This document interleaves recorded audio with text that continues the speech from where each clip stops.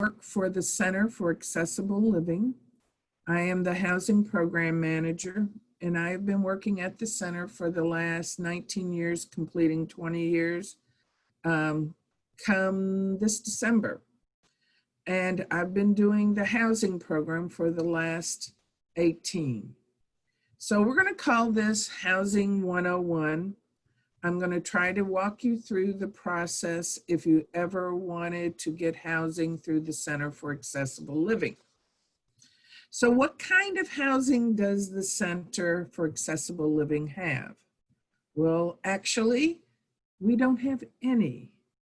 We don't manage any pieces of property. We don't have any interest in any pieces of property. Everything that I do is either through HUD, which is Housing and Urban Development, or the Louisville Metro Housing Authority, which is your Section 8 or public housing.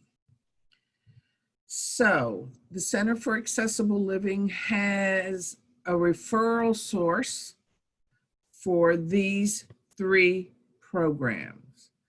First is Mainstream, and Mainstream is for people who have a disability that they are receiving either SSI or SSDI, and unfortunately the wait is around 2 years as of right now. Now, regular Section 8 is 5 to 7, so I guess you could say that this is a shorter way of getting some Section 8.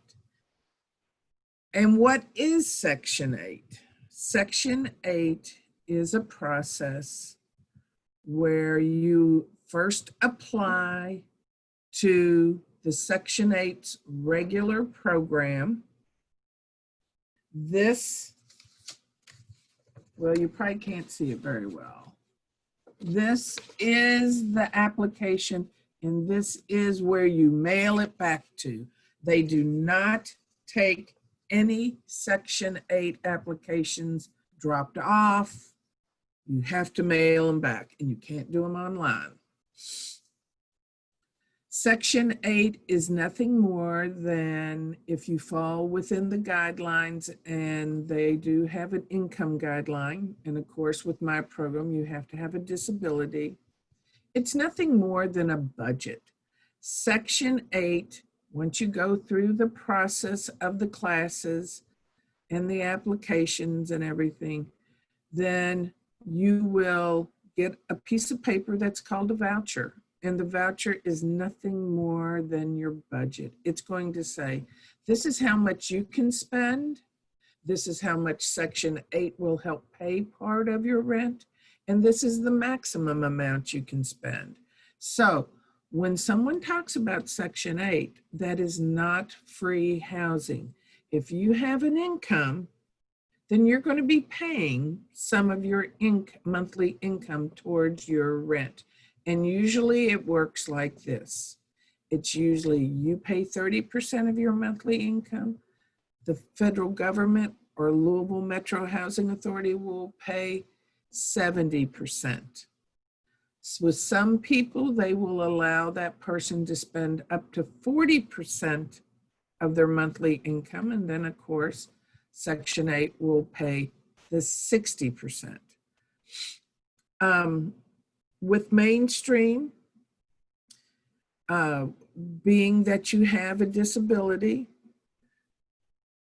I help you through the process. But the one thing that Section 8 or that the Center for Accessible Living doesn't do is that we don't find the housing for you. I would never assume to know where you would want to live. So with that being said, I help you get the voucher. I'm there as a backup to help you understand your voucher if you need it, but I don't find you a place to live.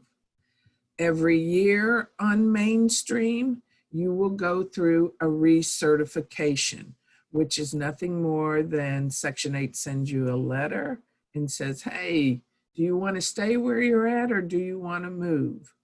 And if you check off the box that you want to stay where you're at, well, then everything will be done by mail. And I do help a lot of people with their recertification. You can have Section 8 for your whole life as long as you abide by their rules and their regulations.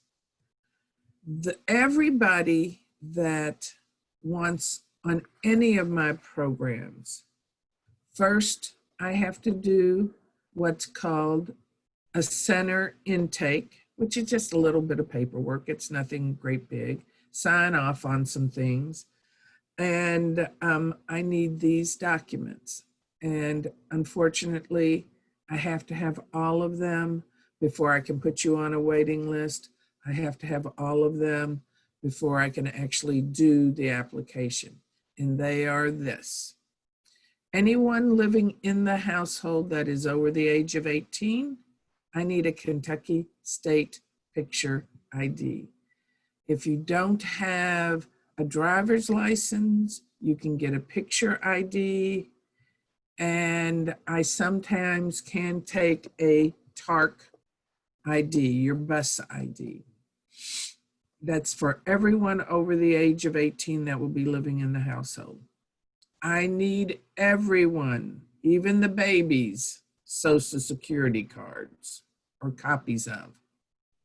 I'm going to need copies of people's birth certificates, and that seems to be one of the hardest things for people to get. They lose it over their lifetime, and then they think that they are never going to need another birth certificate. Well, you're wrong. You really should have a birth certificate in a safe place where you keep your Social Security cards and your other important documents. I'm going to need a benefits letter. That is your awards letter that shows me what you're getting in either SSI or SSDI, which that stands for Social Security Insurance or Social Security Disability Insurance. I'm going to need either the acceptance letter that shows me that you've been accepted onto the regular mainstream, or the regular Section 8 program, or I'm going to need to know what number you are on their regular waiting list. And for people who were not born in the United States, I am going to need a copy of your green card or permanent residency card. I have to have those two things. If you don't have it, I can't even put you on my waiting list until you do have one. So mainstream is for folks that have a disability that are receiving either SSI or SSDI. You go on my waiting list. It's about 2 years long. One responsibility that I do give to you is that you must call me like once every 6 months just to check in, just to say, hey, I'm still interested in the program. Hey, what number am I? Or you may call me in 2 months and say, Leanne, my address has changed or my phone number has changed. And it's always very important that you keep me informed of how to reach you, because when your name comes up, I'm going to want to call you and say, hey, great news, you've waited so long and now we can finally get it started. Now, once I drop off your application to Section 8, then it's in Section 8's hands, and I really don't have a lot to do with it. It takes about, for regular mainstream, it takes about 6 to 8 weeks for you to get your voucher. Now, as of right now, during the coronavirus, they are not seeing folks. So they're mailing out the voucher and all the new lease papers for your new landlord to sign off on. But normally, you would go to a 2-hour class and learn all of this information. I've had a lot of people during the coronavirus call me up and say, hey, I've got my packet and I don't understand what's going on. So I go over it with them over the phone. I just say, let's set aside a time, 30 minutes or so, and we will work this out so that they understand how their voucher works. I have another program called an 811 homeless mainstream voucher. There is no wait time on it, not like the mainstream voucher where it had 2 years. I'm going to try to process you as quickly as I can.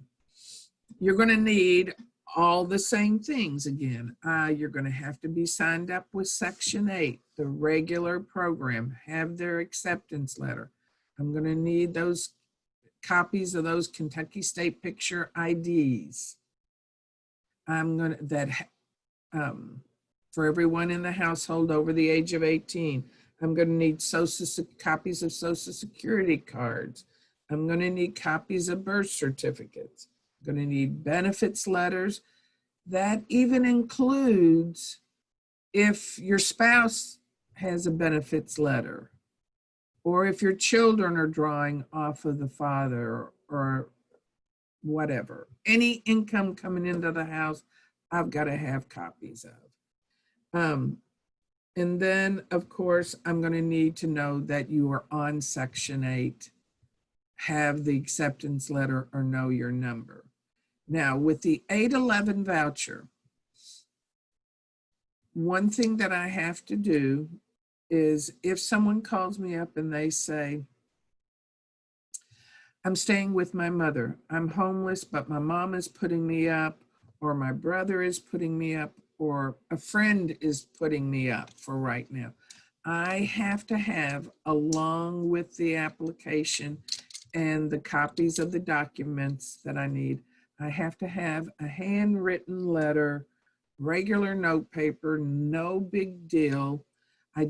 Whoever you are staying with, I have to have a letter saying that you are at this address and how long that person's going to allow you to stay there. And I put that along with the application to Section 8.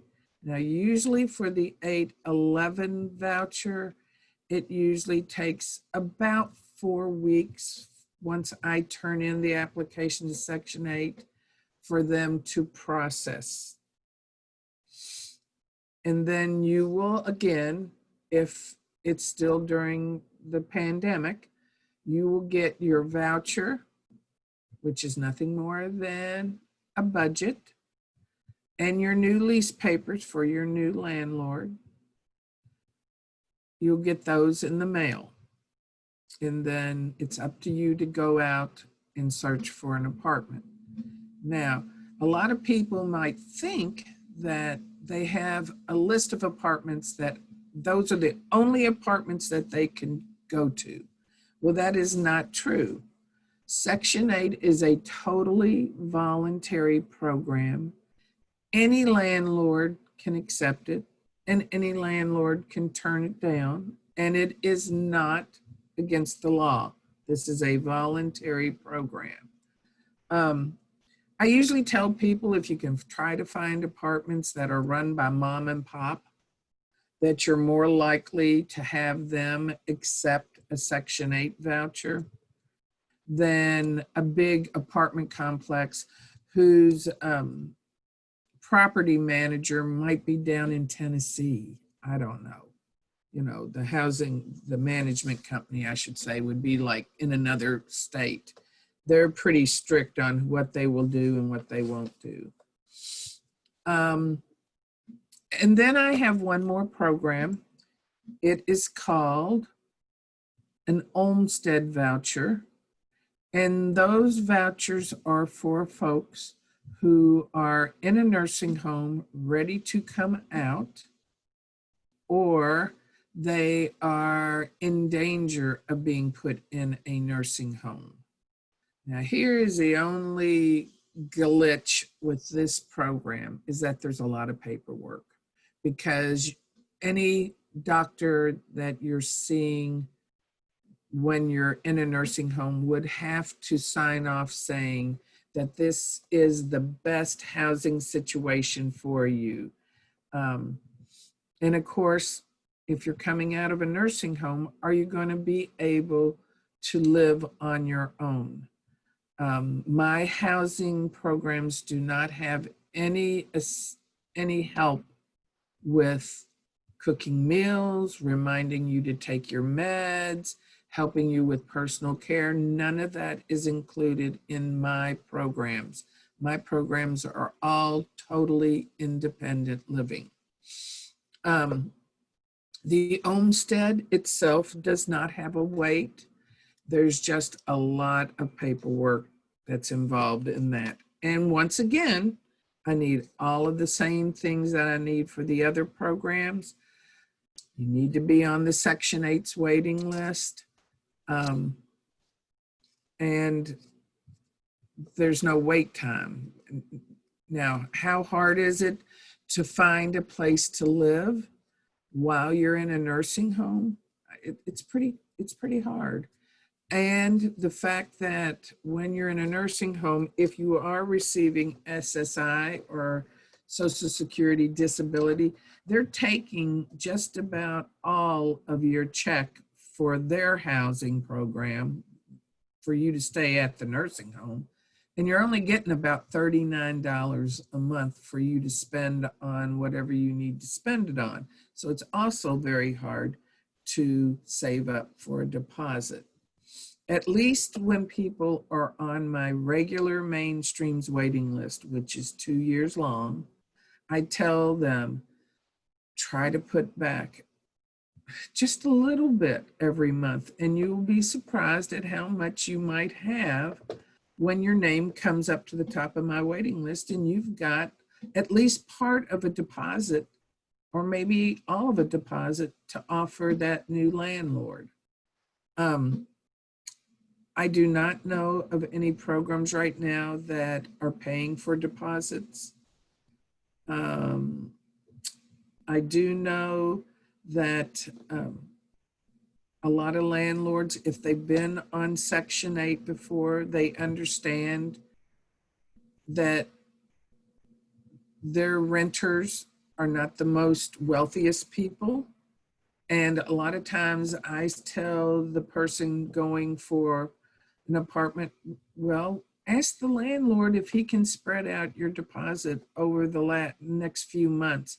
And most of the time, they're more than willing to do that.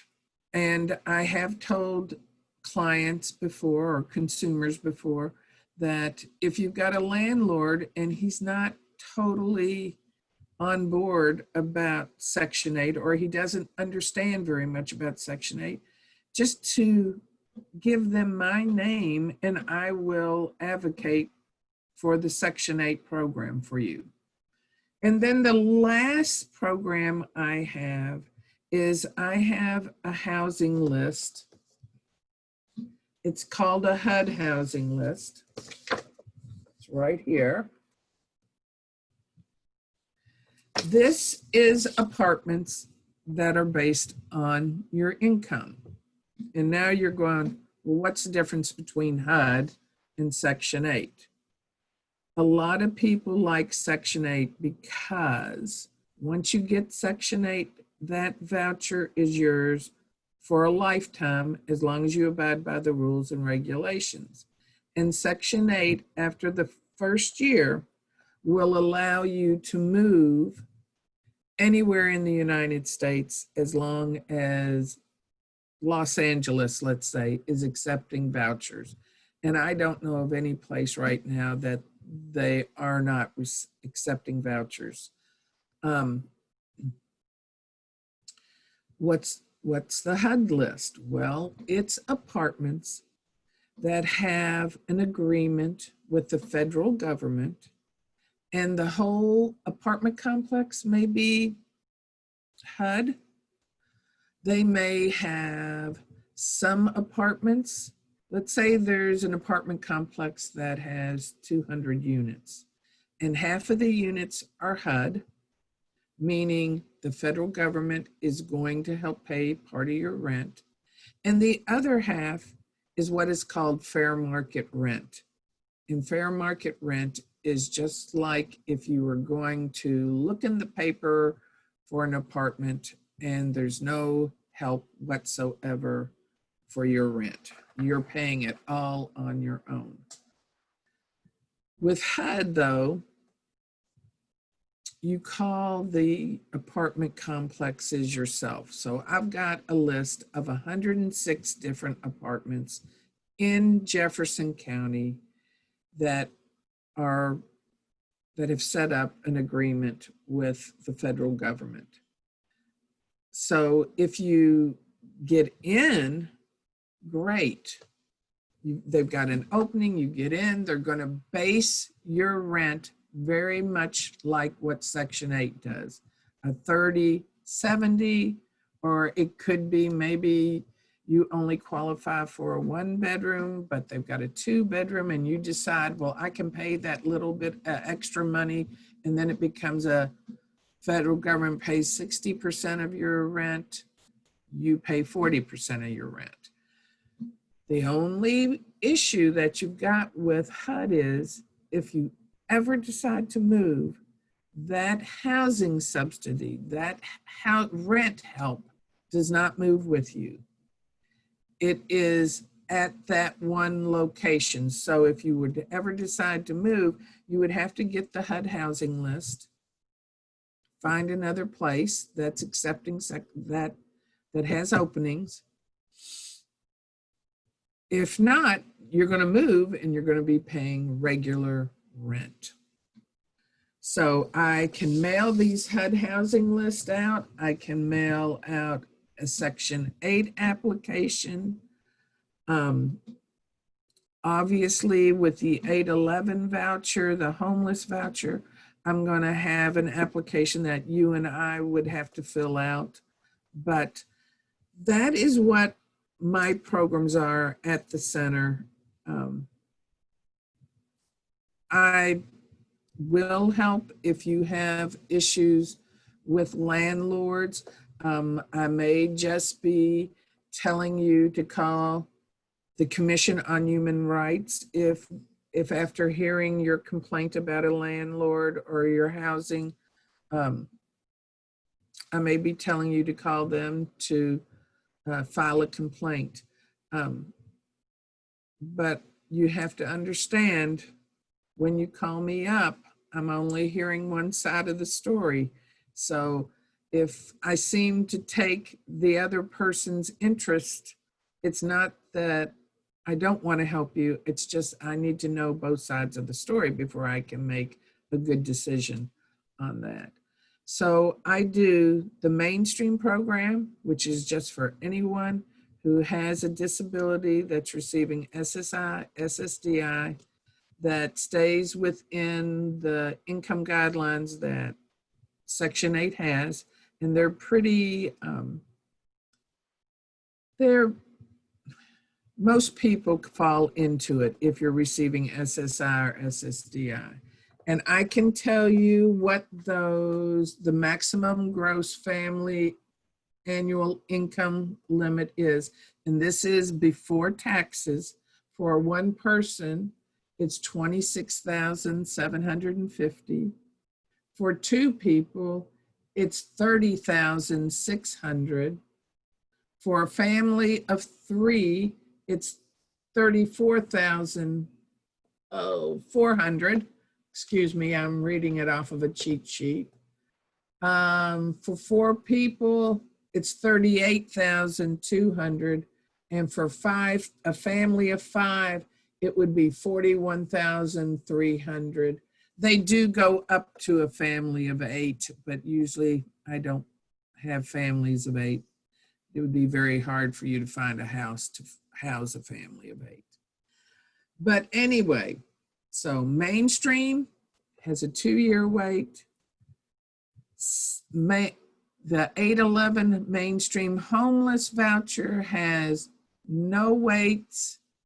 but the processing time, once I turn it into Section 8, is about 4 weeks, could be a little bit more. And then my Olmsted voucher, it does not have a wait time, but then it still has a Section 8 processing time. And you have a lot of Section 8 paperwork that must be filled out by doctors and things like that. That's it. That's my housing program 101. Thanks, Leanne. One piece of bad news. What? We got to do it all over again. No. I think the recording didn't start to right after you said Leanne Thomas. So could you repeat your name for everyone? Hi, my name is Leanne Thomas. Thank you. Could you tell people, if they do have a question, what is the best way to contact you? There's 2 ways to contact me. You can call the center at, where's our number? 589-6620. You go into my voicemail, which is 116. Or you may call me on my work cell, which is 649-3336. Area code And 502 on both. excuse me? Area code 502 on both. Yes, area code 502 for both of them. Yes, I'm sorry. I turn my work cell on between 8 and 8:30 every morning, and I turn it off between 4 and 4:30 Monday through Friday. Right. Great. One point of clarification. Earlier you said 40%, 30% of your income in the federal government or housing authority pays 70%. That's actually of the rent, right? Not of income. You pay 30%. Well, your rent is actually based on your income. Okay. So that's why so many people go, well, why is this person only paying $100 for rent and I'm paying $2? Well, it stems back to how much money you're making, and that person may be making a whole lot less. Okay. So yes, it's based on your monthly income. All right. Well, thank you very much. I'm going to stop the recording right now. Okay.